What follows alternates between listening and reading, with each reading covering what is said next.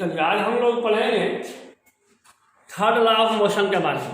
इसके पिछले क्लास में आपने फर्स्ट लॉ ऑफ मोशन और सेकंड लॉ ऑफ मोशन के बारे में पढ़ चुके हैं। फर्स्ट लॉ ऑफ मोशन में बताया गया था कि जब किसी वस्तु पर बल आरोपित किया जाता है तो वस्तु के गति की अवस्था में परिवर्तन होता है। आपने पढ़ा था वस्तु की गति तेज हो जाती है, धीमी हो जाती है, रुक सकती है, चल सकती है।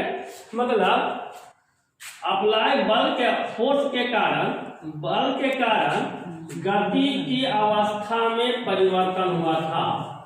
गति की स्थिति में परिवर्तन, गति की स्थिति में परिवर्तन हुआ था जब किसी वस्तु पर बल लगाया जाता है।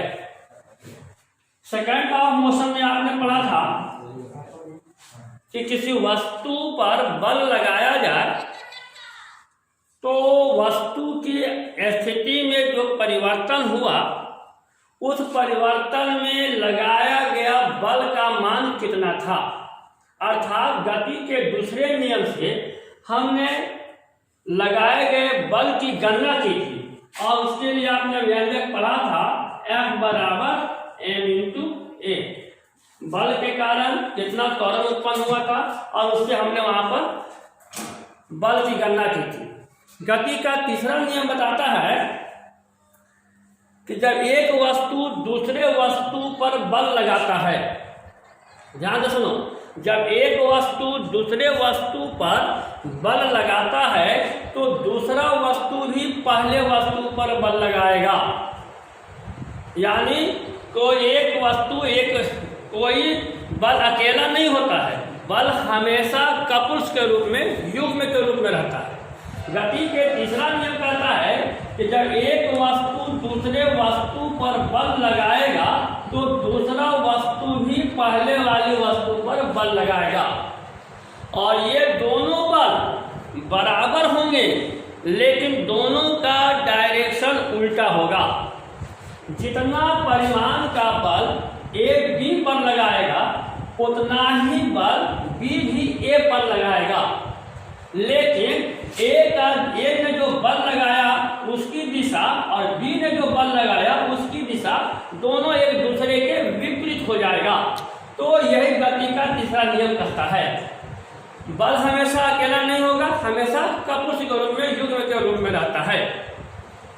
अब इसके प्रयोग पर हम देखें कि हम सड़क पर चलते किस प्रकार से हैं। हम जब विश्राम की अवस्था में हैं और हमने सड़क पर चलना प्रारंभ किया, पहले हम विश्राम में थे और अब हम चलने लगे, यानी त्वरण उत्पन्न हुआ। तो आप पढ़े हो कि त्वरण तभी उत्पन्न होता है जब किसी वस्तु पर बल आरोपित किया जाता है। तो हमारे में त्वरण उत्पन्न हुआ तो हम पर बल कहाँ से लगा, किसने लगाया।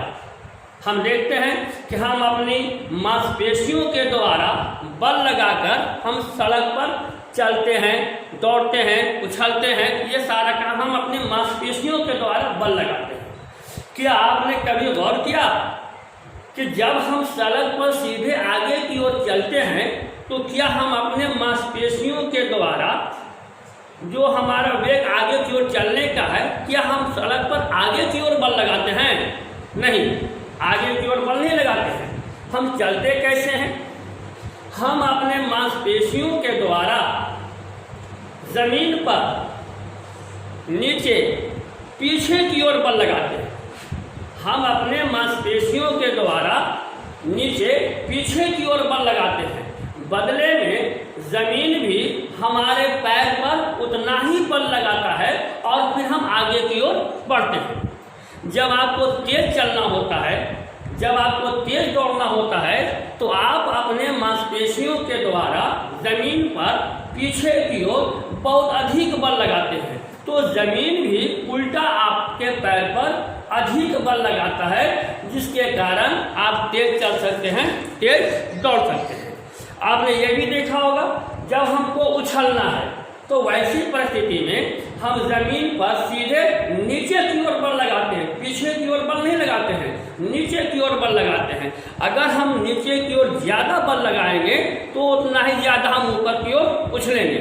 मतलब इन सारे प्रयोगों के आधार पर आपने क्या समझा कि प्रत्येक क्रिया के विपरीत और बराबर प्रतिक्रिया होती है। हम जब चलते हैं जमीन पर पीछे की ओर बल लगाते हैं तो यह हमारा एक क्रिया बल हुआ। बदले में जमीन भी हमारे पैर पर एक बल लगाता है तो वह प्रतिक्रिया बल होगा और दोनों के द्वारा लगाया गया बल का मान बराबर होगा, लेकिन दोनों की दिशाएं विपरीत होंगी। अब यह प्रश्न है कि जब जमीन भी हमारे शरीर पर उतना ही बल लगा रहा है जितना हमने जमीन पर बल लगाया था, तो हम तो आगे की ओर गति करते हैं, तो क्या जमीन भी पीछे की ओर चलेगा? नहीं, ऐसा नहीं होगा। क्यों? जितना बल आपने जमीन पर लगाया है आपकी तुलना में पृथ्वी का द्रव्यमान कई गुना ज्यादा है। आपको पता होगा मास ऑफ अर्थ कितना है, नहीं है कि आप याद करें। पृथ्वी का द्रव्यमान मास ऑफ अर्थ ME, पृथ्वी का द्रव्यमान लगभग 6 × 10⁻24 किलोग्राम है। मतलब इसका द्रव्यमान कई मिलियन ट्रिलियन किलोग्राम है और मनुष्य का द्रव्यमान मान लो 60 किलो है, तो उतना ही बल 60 किलो वाली द्रव्यमान की वस्तु पर लग रहा है और वही बल इतना भारी वस्तु पर लग रहा है। और आप जानते हो कि जब वस्तु का द्रव्यमान ज्यादा होगा तो त्वरण कम होगा और द्रव्यमान जब बहुत ज्यादा होगा तो त्वरण बिल्कुल नहीं होगा। हम पहाड़ पर धक्का लगाए तो क्या पहाड़ पर बल लगाए तो क्या पहाड़ का त्वरण उत्पन्न होगा? नहीं, क्योंकि उसका द्रव्यमान बहुत ज्यादा था। तो हम चलते हैं कैसे? यही हमने देखा कि जब हम चलते हैं अपने मांसपेशियों के द्वारा पृथ्वी पर पीछे की ओर एक बल लगाते हैं, उतना ही बल पृथ्वी हमारे पैर पर लगाता है और हम आगे की ओर गति करते हैं। इस प्रकार मनुष्य जो बल लगाया पृथ्वी पर उसे कहा जाएगा क्रिया बल, और पृथ्वी द्वारा जो हमारे पैर पर वापस बल आया हम उसको कहेंगे प्रतिक्रिया बल। और ये दोनों क्रिया बल प्रतिक्रिया बल, क्रिया बल प्रतिक्रिया बल, दोनों का वैल्यू बराबर होता है, लेकिन दोनों एक दूसरे के अपोजिट डायरेक्शन में होते हैं। तो गति का तीसरा नियम यही नियम हमें बतलाता है। तीसरा नियम क्या हो जाएगा? Third law of motion. तीसरा नियम हो जाएगा कि प्रत्येक क्रिया के विपरीत प्रत्येक क्रिया के विपरीत और बराबर प्रतिक्रिया होती है। विपरीत और बराबर विपरीत और बराबर प्रतिक्रिया होती है। यही आपका थर्ड लॉ ऑफ मोशन बतलाता है। चलिए, तो थर्ड लॉ ऑफ मोशन में हमने देख लिया ये वाला प्रत्येक क्रिया के विपरीत और बराबर की प्रतिक्रिया होती है। चलिए, इसमें से कुछ और सवाल हम लोग देख लेते हैं।